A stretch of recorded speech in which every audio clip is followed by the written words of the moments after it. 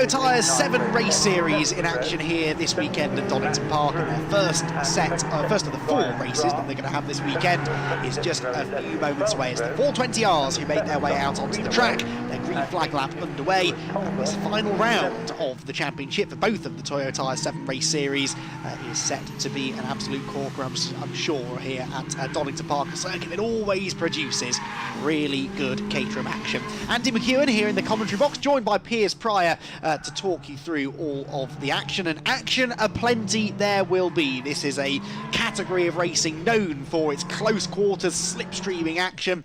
Donington Park, a circuit that is almost built for that sort of slipstreaming racing, and I'm sure we're in for a pair of exciting 420R races this weekend. It's Jose Magales who got the pole position after qualifying yesterday. Justin Armstrong starting alongside on the front row, just under 0.2 of a second between them at the end of the session. Mark Stansfield and Jamie Winrow are together there on row number 2, and then the championship leader Anthony Barnes having to come from 5th position. He's some way away in the points, 587 points, placed 538 for Mark Stansfield, but Mark does start just ahead of him on the grid. Gary Smith, by the way, will share that 3rd row with Anthony Barnes ahead of Jay McCormack and Jonathan Mitchell. They're together on row 4. Row 5 then for Lewis Tutel with Jason Cheetham completing the top 10. Then it's Gary Tutel with Adam White for company on the 6th row of the grid. Row 7 for Russ Oliphant. I'm sure at some point I'll end up calling Russ Oliphant. Apologies in advance if I do. Ian Cowley sharing that 7th row with him. Row 8, Steve Riley and Paul Begley. Paul wants many drivers to have lap times disallowed qualifying for exceeding track limits. There's Mark Drain and Matt Spark with Matt Welch starting on the 10th row of the grid alongside Philip Nagel, who completed the top 20. A big grid of cars, 28 of them entered this weekend. The next ones are Matt Drew and Ryan Grant with Duncan Greenaway and Stuart Calder on the 12th row. Row 13, Julian Carey and Charles Holroyd with Ian Noble and William Scully bringing up the rear. 28 cars then entered into this one, and as they make their way out at the final turn, it looks as though we're going to get a 2x2 rolling start. Yes, we are. The BMW pulls into the pit lane, 30 minutes on the clock, and what's set to be a very tactical affair, I suspect, gets underway now. The cars launch off the line, and on the inside line, Jose Magales looking to try and hold on to the advantage. To the outside goes Justin Armstrong. They fan out 4 wide into the braking zone. That's Mark Stansfield, who somehow breaks through the middle and gets the lead away, but runs a bit wide on the exit of Redgate corner. Back through comes Magales, one in the gravel further back. This is Caterham Racing, Piers. Wow, what a start for Stansfield. He's going over the lead once again, so he's been in the lead twice already. Oh, and someone nearly going off the circuit in the background, and it's 1, 2, 3. Right, it's about 25 cars for the race lead. This is fantastic stuff. The slipstream round here really keeps these 7 race series cars absolutely together, and I'm sure that won't be the last lead change we will see. In fact, I think we've had about 3 already, because it's once again Stansfield back to the front then. Magales, I think, is still there in 2nd place as they stream through McLean's and head up towards Coppice Corner. So Stansfield, having broken through to the race lead, he was very keen to get to the front there, Piers, but I'm intrigued to see how easy, or I suspect difficult, it is to hold on to a race lead, because actually being at the front now might not be worth a huge amount. We're getting an example of that right now as we're going side by side with the Fogarty S's. Not quite. That's a good run through from our leader, who is Stansfield. Again, he had a great start. Oh, contact further back between the blue car and the red car. Couldn't quite catch up the numbers there, but that was contact on the exit, and everyone breaks down into the Melbourne head. For the first time, nearly nose-to-tail contact between 2nd and 3rd. I think that was Magales, and it all breaking up side by side. 3 wide we have as there's side-by-side contact going into the final corner further down inside the top 10. It's still 3 wide. Well, I'm in. The inside goes to number 20. That's Gary Smith, who I think gained a couple of places out of all of that. Well, let's try and sort this out for you. Then across the line they go. Stansfield leads. 2nd is actually Armstrong, although here back up the inside comes Magales, who started on pole position, and he's going to reclaim 2nd place as they turn through Redgate corner. So good start initially made there by Justin Armstrong, but he's back down into 3rd position again, and that might now become 4th. He's under threat coming out through Hollywood, and that will be Winrow. That's Jamie Winrow on the inside line, looking to try and break through. I don't think he quite did it. Absolutely no quarter given between any of these drivers. There's been less than a few centimetres between the cars a number of times, and I think, as you mentioned at the start of this race, probably going to get quite a lot more of that as the race goes on, with such a slipstream that these cars produce. The thing is, though, this is a 30-minute race. That's quite a long race, actually. It's longer than our first GT Cup race even earlier on. So tactics come into this. If you can work with somebody in the early stages, break away at the front of the pack, then that can mean that you settle it between yourselves a bit later on. I wonder if that's what we're seeing here with Mark Stansfield and Justin Armstrong at the... Sorry, actually Megales, isn't it, into second place now. They seemed to be working together. They're not now because they're side by side at the chicane, and Megales sweeps around the outside and gets back through. So as usual, when I bring up the idea of working together in 7 Series racing, the driver's not really necessarily following that plan. I was about to say exactly that. Working together, Andy. Not quite, as these... There's now 5 for the lead, as the battle at the front has held the first 2 up. Armstrong, of course, in the... Is it Megales in the lead? It's now Megales. Yeah, so Megales, of course, making his way through, but that cost him time, and now the second or third, fourth, and 5th battle has caught the lead. Yeah, Gary Smith again was up the inside there at Goddard's. Now, he must have had a bad start. He started 6th in the number 20. He's only just made it back into the top 5 now. 5th place he runs, and looks to try and gain another spot, actually, on the inside. In fact, no, that's the number 46, excuse me, of Winrow slipping back up the inside of him. So Smith actually crossed the line in 4th place, but he was further back than that. At the initial start to the race, another lead change there down the hill, and that now looks like Stansfield in the number 19. A big slide there for Armstrong in 3rd position. These cars, of course, unlike some of the other cars that we see racing here this weekend, absolutely nothing in the way of aerodynamic aids. They don't have any downforce. It's all about mechanical grip, and seeing cars approaching you sideways down into the old hairpin becomes a very familiar sight. Yeah, one of the main things that draws people to this championship is the aerodynamic inefficiency of these cars, with the big wheels sticking out the side. You've got the roll cages and your head sticking out in the wind, which, I mean, they've got plenty of power. They're not slow by any stretch of the imagination, but towards the end of the straight, if you're behind someone, you can gain 5, 6, 7 miles an hour, which keeps the pack together, as we're still seeing. It's 1, 2, 3, 4, 5, 6, 7, 8, 9, 10, 11, 12, and probably 15 cars in shot. Oh, and 3 wide for the race lead there, and I think somehow Stansfield managed to hold on. Was that contact? That was contact with the barrier, I believe, on the inside. It looked like the black car at the back of this group. I think that's Winrow. Clouted the barriers on the left-hand side of the Fogarty S, is somehow not getting any sustained wheel damage or suspension damage there, and will continue on, but it is nose to tail between the whole top 10. Brilliant racing, isn't it? Yeah, I think it was Jamie Winrow who just clattered into those barriers. He's okay, he's still there in 5th place, but now with the threat looking at number 46 car from number 125, which is in behind, and so more drivers now starting to join the fray. That's Jay McCormack, and if anything, that sort of brought the whole pack back together. We did have 5 of them breaking away at the front of the field, and now there's absolutely no separation really until you get down towards the back end of the top 10.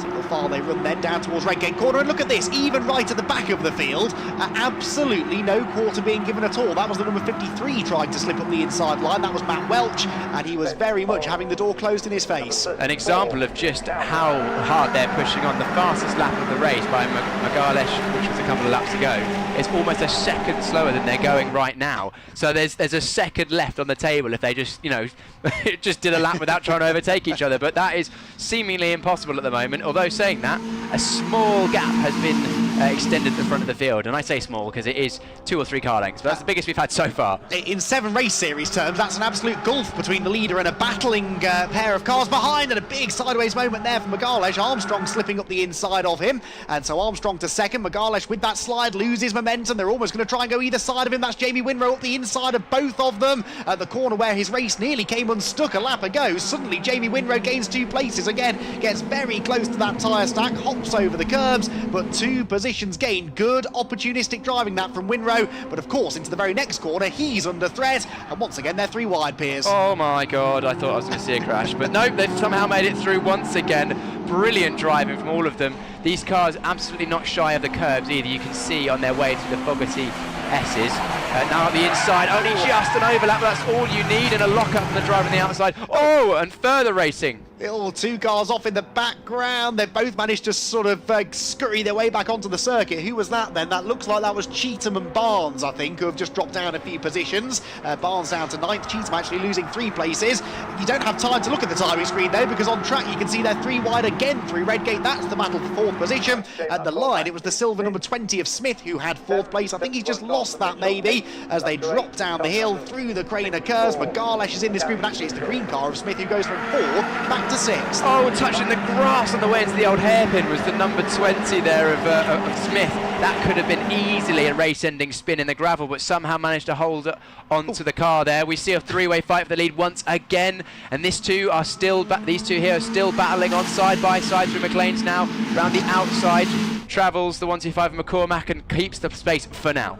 I assure you, the clock at the top of your screen is correct. This is not a 5-minute sprint. This is a 30-minute race, but they're racing as if every lap is the last one because it's all about track position. It's strange, isn't it, Piers? In this form of racing, you can overtake seemingly at will, as you're seeing here. 3 wide for the race lead. Jamie Winrow up the inside, almost makes another 3 wide pass, but it will be Armstrong who goes back to the front. Winrow second, and Stansfield back to third. In a class where you can overtake at pretty much any moment that you choose to, it's strange that track position is so important, but you want to be in that lead group just in case there's a breakaway that starts to form. You want to be in that breakaway and try to get as close to the front of the pack as possible, but now these leading 3 have made a bit of a break. They're still not working together, and so it won't be long, I don't think, before the whole pack's back as one. Yeah, more akin to bike racing this than car racing, isn't it? Or it sort of reminds me of cadet karting back from my karting days a few years ago, but it looks like the Armstrong's front right, I say mudguard, tyre guard, it's not mudguard because there's no wheel mud. arch, I reckon.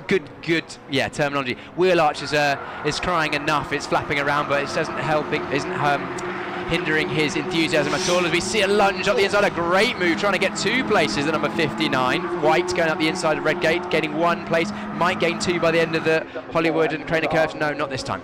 Yeah, that was Russ Ollivant, I think, that he was battling with there as they dropped through Redgate corner. You don't know where to look, do you? The leaders are accessing the old hairpin now. A bit of a wide moment there for Mitchell, I think that was, in the number 71 car, but the leading 3 continued to run together. The race leader then is Justin Armstrong, started second on the grid. Jamie Winrow behind in second place, started 4th, and then you've got Michael Stansfield who started from 3rd place. So the big loser so far really has been Jose Magales because he started from pole position, crossed the timing line in 6th place at the end of the previous lap. But look, they're all starting to concertina back together, lots of weaving going on as Armstrong tries to break the slipstream, but to no avail. Winrow charges round the outside, and for I think the first time in this race, it's Jamie Winrow to the front. Just shows how strong the slipstream is with these cars. The Fogarty S seems to be the number 1 overtaking opportunity on the circuit, and we're not done yet. That's looking up the inside, not quite this time. Nearly contact into the back was Armstrong, trying to get the lead once again. Sideways out of the 3rd corner with Stansfield,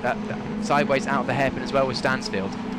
Winrow on the inside, defending now his newly acquired race lead, successfully so for the time being, but you're just not going to be able to stay at the front of the field. Down the next straight, the slipstream starts to take effect, and I'm sure that Justin Armstrong's going to try and make a move into Redgate corner. Does Winrow bother to defend? He doesn't, but actually that's because he's confident enough under braking there that he was going to be able to stay ahead. That's exactly what happens.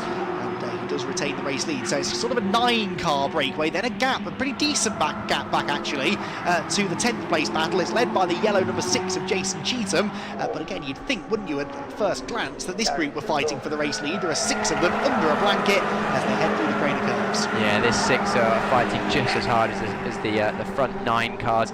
Between the front few cars is like 2 tenths, 4 tenths, 4 tenths, 4 tenths, 4 tenths, 7 tenths, 2 tenths, 5 tenths, and then a 4-second gap. So we have a front group and a secondary group, basically the top 10 and then the top of the second 10.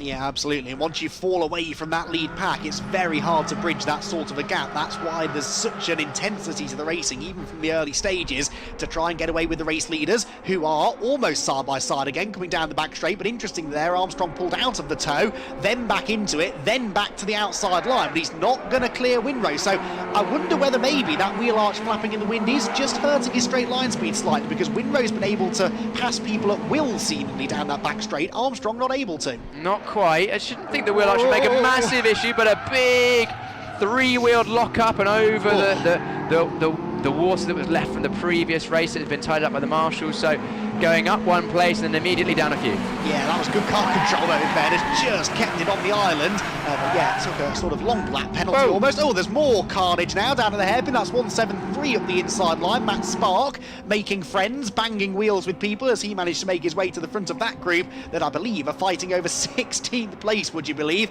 Down into Redgate corner come the leading group. Then still 9 of them in a long line. Winrow, Stansfield, McCormack, Smith, Armstrong, Magales, Barnes, Mitchell and Tootle absolutely as one. And at the moment, any one of those 9 drivers could win the race. But, Piers, we're nearly halfway through. Who is standing out to you? Because it's all about tactics, isn't it? All about sort of planning what you're going to do at the end of the race and asserting yourself as the favourite. And right now, the only man who seems able to hold on to the lead for any period of time is the man doing so right now, Jamie Winrow. Yeah, and you say that, but he's getting passed by Stansford as we speak. So, you know, I was about to say, you know, try and guess someone for the lead. We still, bear in mind, we're still only 12 and a half minutes into a half an hour race. We've still got 17 minutes remaining. That's going to be another at least, well, how many laps is that? It's at least another 10 laps. So this is going to continue on. It could be, as you mentioned, pretty much anyone within inside the top 10. Hey, who knows? Anyone in the field. Yeah, absolutely. Wouldn't bet against it. Right, here comes Winrow back to the outside again of Stansfield this time. Is he going to get the lead back again? No, Stansfield stands his ground. Winrow turns in and does get the lead back away. So Jamie Winrow once again utilising that slipstream down the back straight, but he's now hampered himself on the exit of the Fogarty S's. So back to the inside goes Stansfield, and then we get a new player. Look, the blue car, number 125. That's Jay McCormack, started 7th on the grid, and he now sees a chance maybe to lead his first laps of the race. To do so, though, he has to get past this squabbling pair. Winrow's still on the inside line, managing to keep Stansfield at bay just about. Yeah, McCormack's kind of been just slightly kept staying out of trouble, hasn't he, a little bit? Talking of trouble, the second group. This battle's still going. Oh no, there is the front fairing of Armstrong. No, it's not. It's someone else's. Yeah, I think there's someone else now that's been It's the rear of Winrow's car. Look, the left rear corner has lost its wheel arch, so Winrow, someone's got a bit too close to him in the slipstream down the pit straight. Stansfield crossed the line in second place. He's now in the race lead though, and is Winrow's car slowing maybe as he heads down the hill? Well, no, picks up speed again in the draft, but that looked like a pretty easy move in the end for Michael Stansfield, who gets himself back to the front of the field. Winrow's second then, McCormack in third position, fourth place is Mark Smith in number 20, and then it is Justin Armstrong in fifth. Magalesh has got the fastest lap, and he is now starting to bring himself back into the fray. Yeah, Magalesh got that fastest lap on about lap 1 or lap 2.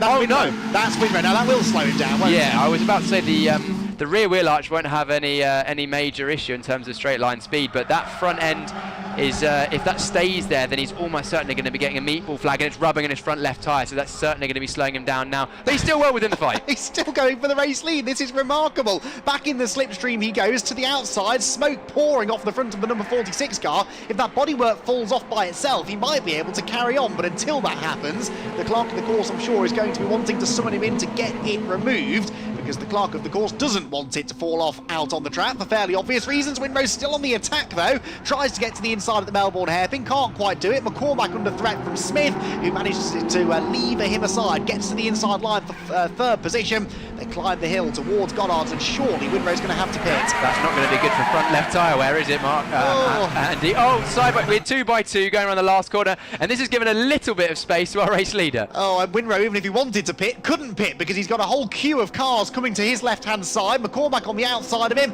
and now to the inside goes Justin Armstrong. Remember him, he was leading earlier on, and he might be about to go from fourth to second. Yes, he does. Armstrong back to second place, but runs wide. McCormack up the inside, and this is really benefiting Michael Stansfield, who's the best part of a second up the road. Yeah, and Barnes is getting involved in this as well, in the orange and red car. It's going side by side down the Craner curves. Oh, nearly contact between Winrow and the number 20, is it 20 Smith? Yeah, I think it is. Still carrying on.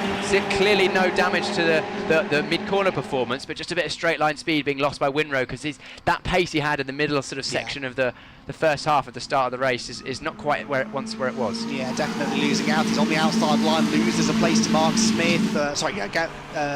Gary Smith, excuse me, the number 20. Yep. Then you've got the number 71 as well of Jonathan Mitchell in the battle. The number 4 is in there of Anthony Barnes too.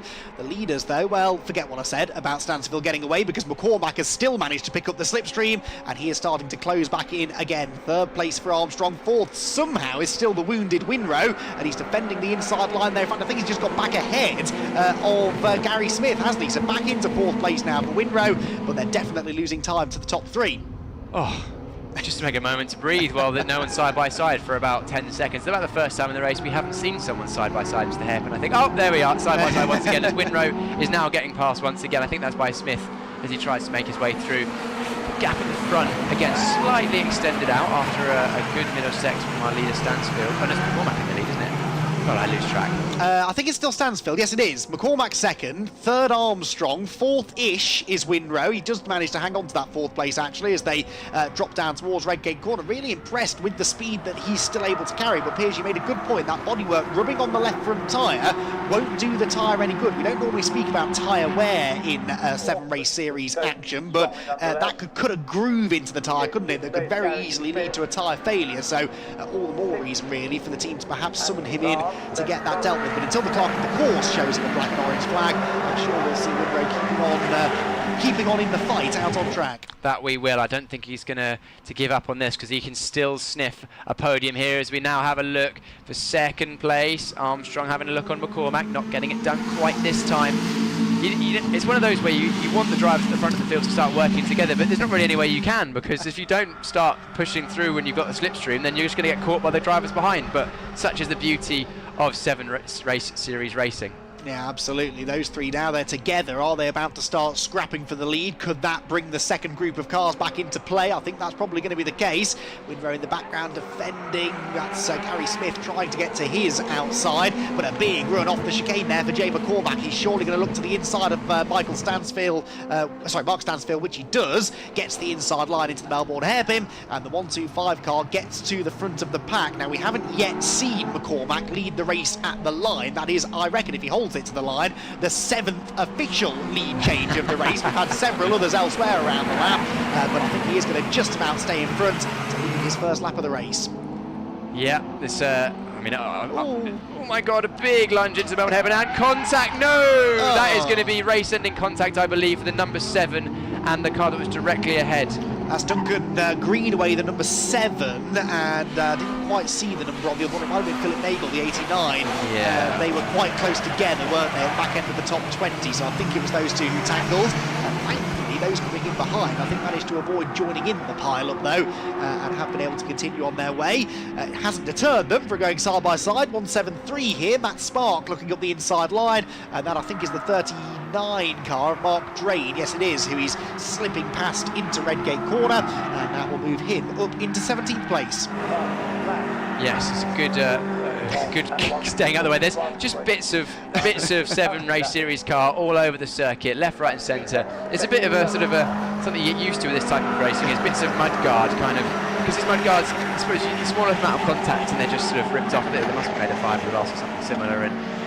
But hey, the cars can travel on without them regardless, but without seemingly any loss of performance. There's a big move up into Coppice, which is a brave place to send it up the inside.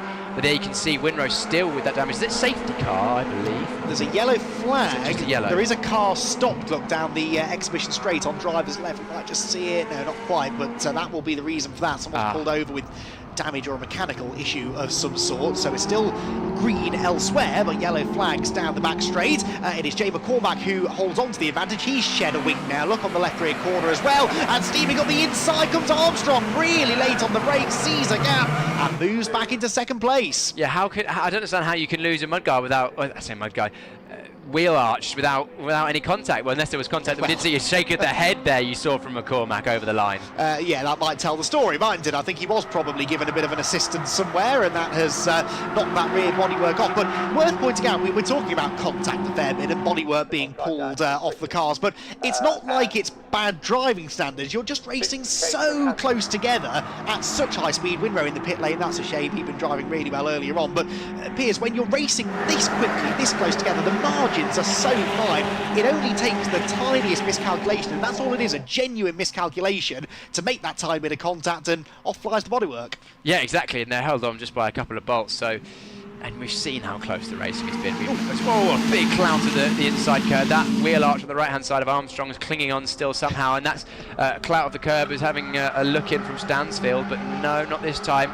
Again, leading the race at this stage is a bit incidental, isn't it? Because we still have 8 minutes remaining, and you've seen how easy it is to go up or down 3 or 4 positions in a lap. It's all about like a chess match. Yes. Exactly. This is why I like these 30-minute races, though. Some people say they're too long for a 7 series type race, but I really like it. You spend the first kind of 20, 25 minutes just sussing each other out, figuring out where you need to be, making a plan for the end of the race, and then in the last 5 minutes, all of those plans go out of the window, and it's just an absolute free-for-all, and that's exactly what we're building up to now. 8 minutes to go. Jay McCormack managing to hang on to the race lead for a couple of laps now, but here comes Armstrong, and Justin's going to peek to the inside. This is where he took second place a lap ago. Don't think he was quite close enough to challenge there as Jason Cheetham runs wide and immediately gets a place back on the exit. Across the line they go, 7 3/4 minutes to go. A 3-car breakaway at the moment, but I think, Piers, that second group is getting closer. Yeah, that second group is moving up to the back of them. Let's have a look, shall we? The last lap for those guys was a 42.7 and 42.4 or 5, so it's pretty much the same, but Barnes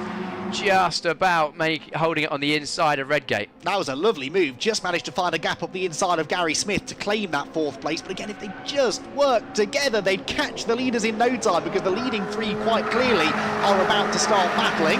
Absolutely nose to tail they run. Bit of a moment there for Stansfield as they come out of the old hairpin. But with just over 7 minutes to go, I'm sure this battle is only going to further intensify. Right then, Piers, I'm going to put you in the driving seat right now. From what you've seen so far, let's imagine there's 3 of them together at the start of the last lap. Where do you want to be? I don't know. In the commentary box, right? Yeah, exactly. I don't. You know, you really have put me on the spot there, because I think you probably want to be in. I mean, ultimately, the lead, you have the most control over what happens. So I would say in the lead, but that might mean that you get passed around the outside, as we're seeing right now. Oh. Although a lock-up from McCormack, is he going to get it stopped? Just about makes the first apex, and the second, but he's got a poor exit, and now looking at the inside, Armstrong can't get it done as McCormack blocks the inside. Yeah, good defensive driving here from McCormack, but that lock-up might have flat-spotted a tyre. We'll keep an eye out for that as the race wears on. Through the Melbourne hairpin, Stansfield desperately wanting to take advantage and nip back into second place, but couldn't quite do it there through Melbourne. Again, McCormack defending heavily into the final turn. To the outside goes Armstrong. He's made a couple of moves on the inside here, but now leaves the door open maybe for Stansfield. There's no way through. Off the final corner they come now. The gap between 3rd and 4th place a lap ago was 1.1 seconds. This time, as they come across the timing line, it is down a little bit, isn't it? Because high 42s for the cars ahead, mid 42s for the second pack of cars, and that's only going to further decrease the margin. Hand out to the cockpit there for Stansfield as he briefly moves into second place, but then runs wide on the exit. Yeah, I think he went in a bit hot there and said sorry for basically sending it up the inside and doing a block pass. They should still be able to catch McCormack at the front, as they'll be within slipstream range. I'll tell you who that's going to help out. That's going to help out Mitchell, Barnes, Smith, Mahagales and Tootle further back. Yeah, absolutely. Yeah, don't forget Magalish and Tootle, because they're not far back either, 7th and 8th. There they are in the background. So if this leading group does all come together, then those two could join the party as well. Sideways through the old hairpin there, the number 32 car, as it makes its way through. And that's Lewis Tootle, who actually started 9th, but he's dropped right down the order now, about 12th place, I suppose, but a long way away from the top 10 battle, which makes its way down the exhibition straight again. Stansfield and Armstrong are side by side. And, well, ordinarily I'd say that this could give McCormack enough of a lead to just coast home, but in 7 race series racing, that ain't going to be the case. Bouncing over the curbs there for Stansfield. Armstrong back through to 2nd, and here surely now come Mitchell, Barnes and Smith to challenge for 3rd place. That's exactly what's happening. That's Mitchell up the inside, but the door is slammed in his face. Yeah, 3 wide once again at the back of this group, and a cutback attempt from, is that Magales or Tootle at the back? I couldn't even see. It's so many cars swapping positions, so many laps. Armstrong's now broken away ever so slightly and is now chasing down our leader, McCormack. McCormack's had a lap or so just to breathe, just to sort of feel where the car is at, which might hold him in good stead at the final stages of the race. He sort of picked up where Jamie Winrow left off as being kind of the only driver who can hold on to the lead. Bodywork flapping on both of the lead cars as they turn through Redgate corner. McCormack can keep doing this to the flag, though. We'll have to wait and see. 4 minutes of action to go. And maybe these two now actually starting to detach themselves from the rest. Yeah, they've got matching they've got matching front right wheel flappage going on here. Also, Andy, is there anything in the rules about extra points for finishing with your car in the same condition it left the dummy grid in, or the assembly area? If there was, I don't think many bonus points would be handed out, would they? But yeah, the 3rd place man, Mark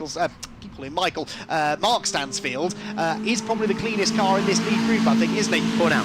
For now, yes, absolutely. He's going to have to get stuck in, isn't he, if he wants to try and win this race. A couple of the others ahead of him and behind him looking rather more battle-scarred. What a save, by the way, that was from Jay McCormack through the grain of curves that time. The car was actually on 3 wheels, the left front up in the air, but that now is the least of his problems. To the outside comes Justin Armstrong for the race lead, gets his nose ahead, but we know that McCormack's good on the brakes. He's got the preferred inside line, but does snatch that left front tyre again, so maybe a small little flat spot starting to develop, and that won't help his confidence under braking in the closing stages. No, certainly won't help his confidence as Armstrong looks up the inside of the Melbourne hairpin once again, and it's now 1, 2, 3, 4, 5, 6 for the lead. Once again, that brief moment where McCormack had the lead and a bit of a gap has been eroded so quickly. That was only a lap ago that we were talking about that, and now he's getting overtaken around the outside of the last corner. Not quite getting it done, but it's braking late and holding the inside, but he's going to be vulnerable once again into Redgate. He must go defensive. He's moved to the left. He's going to probably move right, I would imagine now. Look at him looking in the mirror. Yep, he's gone right. And defends again nicely into Redgate corner. Can Armstrong go right round the outside? He's going to try, but surely McCormack will show him the edge of the road. No, didn't need to, cleared him anyway. Because McCormack has led the race for so long now, he's actually led 6 consecutive laps, far more than anyone else has so far. He knows how to defend the race lead, and I think that's what's really allowing him now to take control of the race in the closing stages. So this is why it's worth defending the lead in the mid part of the race. You figure out where you're vulnerable, where maybe the car behind you is going to attack, and that could be the thing that makes the difference for McCormack here in the closing stages. Such tactical racing, isn't it, in this series? And you can see on the right rear wheel arch of McCormack at the front of the field, he's got evidence of previous contact with a hole being worn in his rear wheel guard, but he's continuing on as the front two both have front flapping wheel guards as well, but that's clearly not slowing them down, and the whole front group swaying from left to right following the leader. Yep, side by side again, down towards the chicane to the outside. Armstrong, this time he snatches a break, so does McCormack on the inside. They're both giving this absolutely everything, but there is just no way through for Justin Armstrong, who, oh, now look at that, the heat haze coming off the side of the race leading car as it weaves around, trying to cover that inside line. They all stack up around the outside. Look, goes Anthony Barnes. Now, Anthony Barnes, the number 4 car, he is the championship leader. He's got a healthy points lead coming into this final weekend of the season, but he just needs to try and keep things clean, stay out of trouble, and yet here he finds himself starting the final lap in the middle of the lead pack. You can't really stay out of trouble. Armstrong out wide over the grass, and that gives McCormack a bit of an advantage as they see the last lap board. God, McCormack wiping his brow there, you saw. I think he was actually wiping his visor, but it looked like he was wiping his brow, thinking, thank God Stansfield's not right there. It looked like Stansfield just turned in early and tried to keep his foot in and drove off the circuit.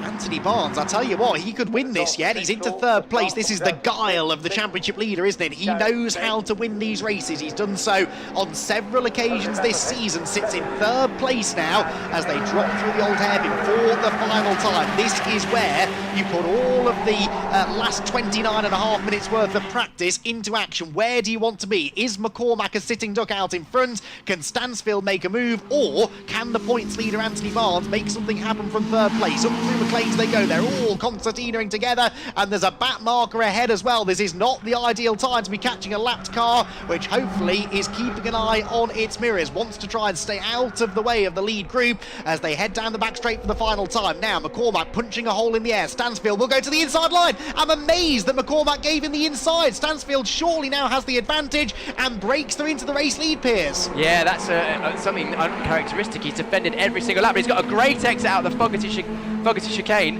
and there's going to be a back marker in the way. Barnes could be in the pound seat here if they make contact. You only have to lead 1 lap, and that's the last one to win the race. The black marker's going to have to get well out of the way because it's 4 or 5 of them for the race lead. Oh, Stansfield almost got it covered, ran out wide though. McCormack gets the lead back. Into the final corner they go, and I think Jay McCormack somehow is going to find himself back in the lead. They're 3 wide behind. That had disaster written all over it, but somehow they kept it clean. What a drive from Jay McCormack. What a race that was. Our opening 7 race series action here at Donington Park has not disappointed. McCormack punches the air in delight. He is victorious. Stansfield 2nd, Barnes in 3rd, scores some valuable championship points with Gary Smith in 4th, Armstrong 5th, and Mitchell in 6th position. The battles are still raging further back, Piers, but that is what racing should be like. Brilliant action, overtaking almost at every corner. It doesn't get better than that. It really doesn't. I mean, all of the overtaking we saw, and we're still seeing further down the field, almost none of it is coming having to contact that ends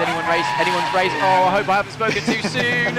Thank goodness for that. The number 222 staying out of trouble there, but what a drive from McCormack at the front of the field. He led most of the race, he picked his moment, but also a great drive from Barnes. Most of the first 3/4 of the race, he was outside the top 5 and then put himself right there to be in 3rd place at the end of the race. He'll be happy with that as a championship leader. Yeah, we really didn't mention him, did he? Which sometimes in this style of racing is a good thing. It means you're just keeping your powder dry, keeping your nose clean, but he was there at the end to pick up a podium finish. I'm amazed, though, that McCormack didn't defend that lead down the back straight. Maybe he knew that actually that was too early in the final lap to be ahead, but it was a brave move, that, to leave the door open, and then equally brave to be late on the brakes down at the Melbourne hairpin and get the lead back. Right then, Jay McCormack is the winner. That is a fantastic battle that he put on there to beat Mark Stansfield, who comes home in 2nd place. 3rd place then for the championship leader Anthony Barnes, with 4th place going the way of Gary Smith. 5th position then Justin Armstrong. 6th was number 71 Jonathan Mitchell, and in 7th place number 61 Jose Magales, who started from pole position but dropped out of that lead group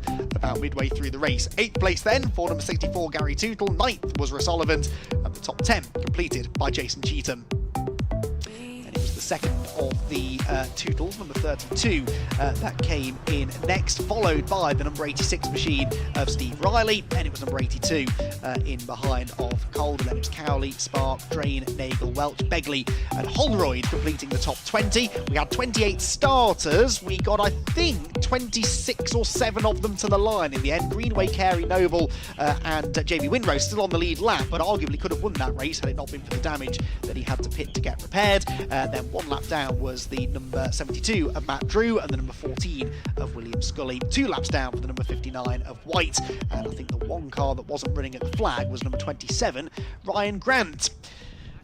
And breathe, everyone. That was a hugely exciting 30 minutes of racing. The great news is we have got more 7 Series action to come later on in the weekend.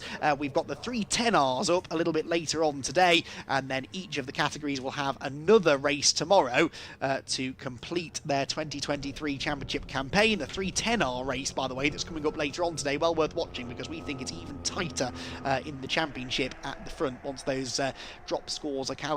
So they'll be up at about 4:45. Lots more racing to come then here from Donington Park, and if it's half as exciting as that 420R race was, then we really are in for a treat. I've said all along that Donington is one of the best racetracks for creating side-by-side racing, and when you get the 7s out on track, you know that you're in for a show. We will be back for more 7 Race Series action a little bit later on this afternoon.